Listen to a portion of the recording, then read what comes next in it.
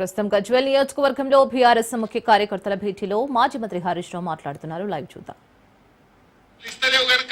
కాంగ్రెస్ పార్టీని ఓడగొడుతున్నాము, అదే విధంగా రైతులకు పంటల బీమా ఇస్తాని మోసం చేసినావు కనుక నేను ఓడగొడుతున్నాము, కాళేశ్వరం మోటార్లు ఆన్ చేసి మా మల్లన్న సాగర్ కొండపోచమ్మకు నీళ్లు తెస్తలేవు కనుక నిన్ను ఓడగొడుతున్నాము.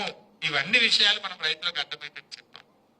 అరే విత్తనాలు దొరకలే కాదే, మొన్న ఏమంటే పచ్చి రొట్టె విత్తనాలు జనము జీలుగు దొరికిందా? మనమేమో తీసుకపోండి ఎయ్యిండ్రి అని ఎంబడబడ్డారు మీ కోఆపరేటివ్ చైర్మన్ పల్లెలు. సంచులు తెచ్చి నెల ముందు స్టాక్ పెట్టాం మనం. ఇప్పుడు అరే పచ్చి రొట్టె విత్తనాలు కావాలంటే ధర పెంచిండ్రు, విత్తనం దొరకదు. ఇంత శాతగాని కాంగ్రెస్ లో విత్తనాలు సరఫరా చేయలేరు, ఎరువులియే శాత కాదు, పంటల బీమా అని మోసం చేస్తుంది, రైతు బంధు 2 సార్లు ఎగ్గొట్టిరి, రైతు బీమాకు 6 నెలలు పైసలు గట్టక అట్లాగం పట్టిత్తిరి, నీళ్లు ఇవ్వమంటే నీళ్లు ఇయ్యే శాత కాదు, కరెంటు చూస్తే మోటార్లు కాలుతున్నాయి, గంటకు ట్రిప్ అవుతున్నది. ఏం చేసిండ్రు రైతులకు మీరు ఒక్కసారి ఆలోచించారు.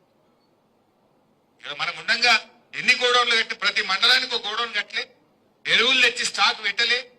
మరి ఇలా రైతులు ఎందుకు కాంగ్రెస్ పార్టీకి ఓటేయాలని నేను అడుగుతున్నా. రైతు బంధు ఎగ్గొట్టినందుక, పంటల బీమా ఎగ్గొట్టినందుక, రైతు బీమాకు ప్రీమియం చెల్లించినందుక, జనుము జీలుగు విత్తనాలు ఇవ్వ చేతగానందుక, ఎరువులు అందించినందుక, నీళ్లు ఇవ్వనందుక, మోటార్లు కాలినందుక ఎందుకు వేయాలి కాంగ్రెస్ పార్టీకి ఓటు అని నేను అడుగుతా ఉన్నా. ఇది మీరు చర్చ పెట్టాలి దయచేసి. రైతులు కలిసిన కాడ ఇప్పుడు నేను చెప్పిన దాంట్లో ఒకటన్నా అబద్ధం ఉందా? కేసీఆర్ ఉండగా మోటార్లు కాలకపో. మీరు ఊర్లలో చూడండి, మోటార్ వైండింగ్ దుకాణాలు మళ్ళీ చాలేని దుకాణమైన ఒక టీఆర్ఎస్ కార్యకర్తున్నాడు, మనోడే నాకు చెప్తుండు, అన్న అప్పుడైతే గిరాకీ లేదు, కిరాయి కూడా వెళ్ళకపోవు, ఇప్పుడు ఫుల్ అన్న అంటుడు. ఈ కాంగ్రెస్ వచ్చినాక ఎవడన్నా బాగుపడ్డాడు అంటే ఒక కరెంట్ మోటార్ వైండింగ్ దుకాణంలో ఒక్కడు బాగుపడ్డాడు. ఎవరికి గిరాకీ లేదు. నేను గజ్వేల రాంగా చూసుకుంటూ వచ్చినప్పుడు 100 టూలెట్ బోర్డులు ఉన్నాయి, అన్ని దుకాణాలు ఎత్తిపోతున్నాయి, ఒక మోటార్ వైండింగ్ దుకాణాలు మాత్రం తెరుతాం. ఎందుకంటే మోటార్లు బాగా గాలిపోతున్నాయి, కరెంట్ సరిగ్గా వస్తుంది. కాంగ్రెస్ వచ్చినాక రివర్స్ అయిపోయింది మొత్తం. మీకు ఒకసారి గుర్తుందో లేదో పాతది నేను యాద్ చేస్తా. కేసీఆర్ ముఖ్యమంత్రి ఉన్నప్పుడు చంద్రబాబు నాయుడు ఆంధ్రలో మాట్లాడింది ఒకసారి. అరే ఒకప్పుడు ఆంధ్రలో ఎకరం అమ్మితే తెలంగాణలో 10 ఎకరాలు వచ్చు, కానీ 10 ఏళ్లలో కేసీఆర్ ముఖ్యమంత్రి అయినాక ఇప్పుడు తెలంగాణలో ఎకరం అమ్మితే ఆంధ్రలో 10 ఎకరాలు వస్తుంది అని ఎవరన్నారు? చూసిందా మీరందరూ? ఇప్పుడు రేవంత్ రెడ్డి వచ్చి 2 ఏళ్లు కాలే, సీన్ రివర్స్ అయింది. అయిందాకా లేదా? మొన్న నేను సిద్దిపేట పోయినా, గంగాపూర్ అని చిన్నకోడూరు మండలం గంగాపూర్ ఊరికి పోయినా. ఒక మన కార్యకర్త చనిపోతే మాట్లాడించడానికి పోయినా. కొద్దిసేపు మాట్లాడినాక కూర్చున్నా. ఏం సంగతి అన్నాక ఎరువులు ఈ బాధలన్నీ చెప్పుకుంటా, ఎవడైనా లగ్గం ఉండి అమ్ముకుందామంటే భూమి అమ్మతలేదు సార్. ఏమైతుందంటే 40 లక్షలకి అడుగు తీయలేదు, ఇప్పుడు 20కి ఇస్తామంటే కూడా ఎవడత్తలేడు వాడు. అంటే ఇప్పుడు ఏమైంది? సీన్ రివర్స్ అయింది. ఆడ చంద్రబాబు నాయుడు అయింది, రేవంత్ రెడ్డి అయింది. ఇప్పుడు ఏమైతుంది?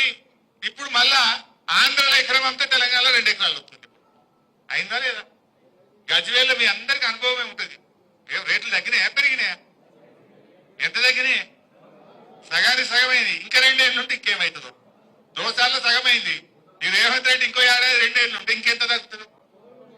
బేరాలు బంధు, కార్లు గుంజుకపోతుర్రు, మోటార్ సైకిళ్లకు ఇన్స్టాల్మెంట్లు లేవు, దుకాణాలు బంద్ అయిపోయినాయి, డీజిల్ కు పైసలు లేవు, బేరాలు లేవు, కొత్తగా ఇల్లు కట్టేవాడు లేడు, ప్లాట్ కొనేటోడు లేడు.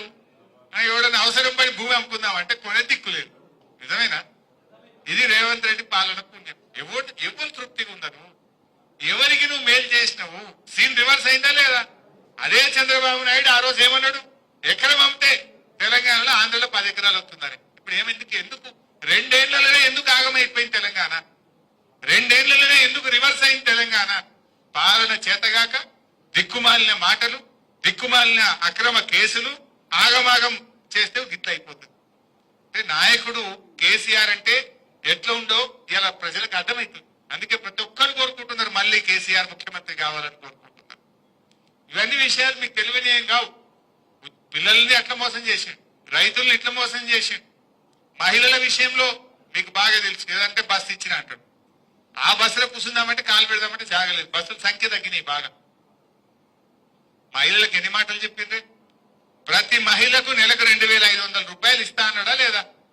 ఇప్పుడు 20 నెలలు అయింది అంటే ఒక్కొక్క చెల్లెకు అక్కకు 50,000 రూపాయలు రేవంత్ రెడ్డి బాకీ పడ్డాడు.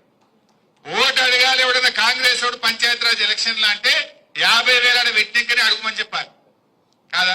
20 నెలలు ఇంటూ 2,500 అంటే 50,000 బాకీ పడ్డాడు ఒక్కొక్కరు. అదే విధంగా మహిళలకు కేసీఆర్ 1,00,000 రూపాయలు ఇస్తాడు, మేము తులం బంగారం కలుపుతామన్నాడు.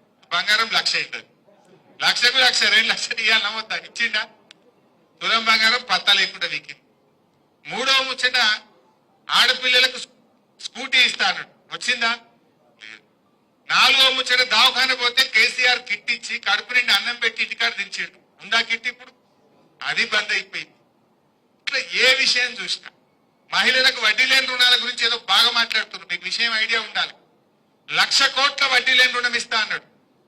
ఒక గ్రూప్ 20 లక్షలు అప్పు తెచ్చుకుందనుకో, 20 లక్షలకు వడ్డీ లేని రుణం ఇస్తున్నారా? ఇస్తలేదు.